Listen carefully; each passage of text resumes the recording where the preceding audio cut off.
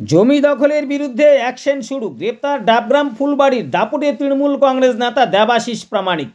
ডাবগ্রাম ফুলবাড়ি এলাকার দাপুটে তৃণমূল কংগ্রেস নেতা তথা দলের ডাবগ্রাম ফুলবাড়ির ব্লক সভাপতি দেবাশিস প্রামাণিককে গ্রেপ্তার করল নিউ জলপাইগুড়ি থানার পুলিশ।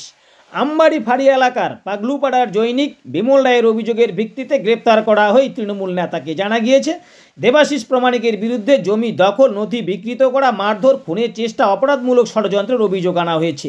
বুধবার সকাল 10টা থেকে তাকে জেরা করে পুলিশ ও শিলিগুড়ি পুলিশ কমিশনারেটের স্পেশাল অপারেশনের গ্রুপ। পরে তাকে গ্রেপ্তার করে থানায় নিয়ে যাওয়া। এই মুহূর্তে শিলিগুড়ি থানায় নিয়ে যাওয়া হয়েছে দেবাশিস প্রামাণিককে। সেখানে প্রচুর তৃণমূল কর্মী সমর্থক জমায়েত করে। পরে থানা থেকে বের করে স্বাস্থ্য পরীক্ষার জন্য দেবাশিস প্রামাণিককে শিলিগুড়ি হাসপাতালে নিয়ে যায় পুলিশ।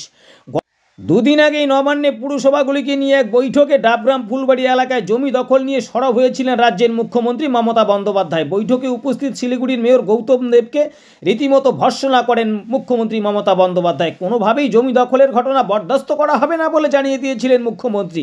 এরপরেই দেবাশিস প্রামাণিককে গ্রেপ্তার করা হয়।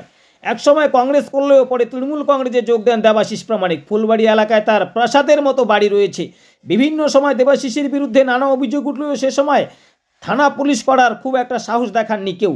ডাবগ্রাম ফুলবাড়ি বিধানসভা থেকে জিতে 2011 সালে বিধায়ক হয়েছিলেন শিলিগুড়ির মেয়র গৌতম দেব। পরে গৌতম দেবের ঘনিষ্ঠ হয়ে ওঠেন এই দেবাশিস প্রামাণিক। 2018 সালে জলপাইগুড়ি জেলা পরিষদের সদস্যও হন।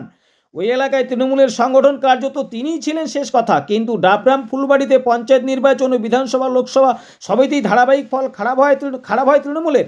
লাগোয়া শিলিগুড়ির ফলও ভালো হয়নি। তদন্তে উঠে আসে ডাবগ্রাম ফুলবাড়ি এলাকার জমির কারবার মাত্রা ছাড়া হয়ে পড়েছিল, যার সঙ্গে জড়িয়ে পড়েছিল তৃণমূলের বহু নেতাকর্মী। সম্প্রতি শিলিগুড়ির সেবক রোডে রামকৃষ্ণ মিশন আশ্রমের জমি দখলের অভিযোগ প্রকাশ্যে আসে, যার জন্য মুখ পড়ে তৃণমূলের। তাই নবান্নের বৈঠকে মুখ্যমন্ত্রীর নির্দেশ মতো একদিকে যেমন বেআইনি দখলদার উচ্ছেদ অভিযান শুরু হয়েছে, অন্যদিকে জমির বেআইনি কারবারিদের বিরুদ্ধেও পদক্ষেপ শুরু করা হলো।